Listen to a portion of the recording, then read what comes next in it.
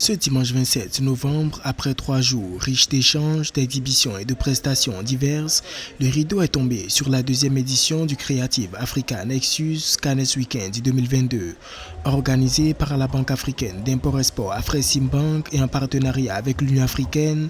Cette grande rencontre des créatifs d'Afrique a rassemblé des acteurs culturels, des chefs de file de l'industrie culturelle et créative de l'Afrique et de la diaspora. En 3 jours, 412 millions de dollars de deals ont été conclus pour le développement du secteur culturel et créatif, soit plus de 2 milliards de francs CFA.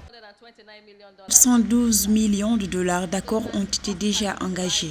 Par conséquent, le président a décidé de relever les fonds à 1 milliard de dollars. Quand nous recevons une demande, elle est traitée et intégrée dans notre champ d'action.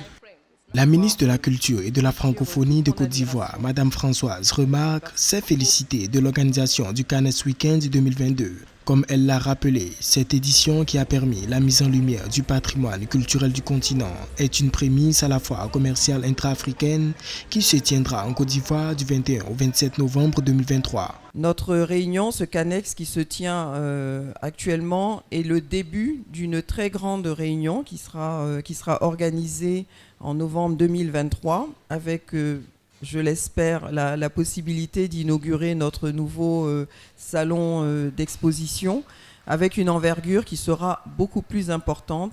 Et cela, nous le devons aussi grâce à l'engagement du gouvernement ivoirien qui a tenu à accueillir la foire IATF en 2023 et donc pilotée par le ministère du Commerce, des PME et de l'Industrie.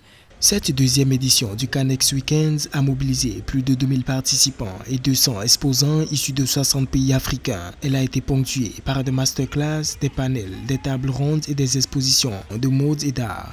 Elle s'est achevée par un grand concert gratuit avec des prestations d'artistes de renom venus de l'Afrique et de la diaspora, parmi lesquels Yemi Alade du Nigeria, Didi B de la Côte d'Ivoire ou encore Nadia Nakai d'Afrique du Sud.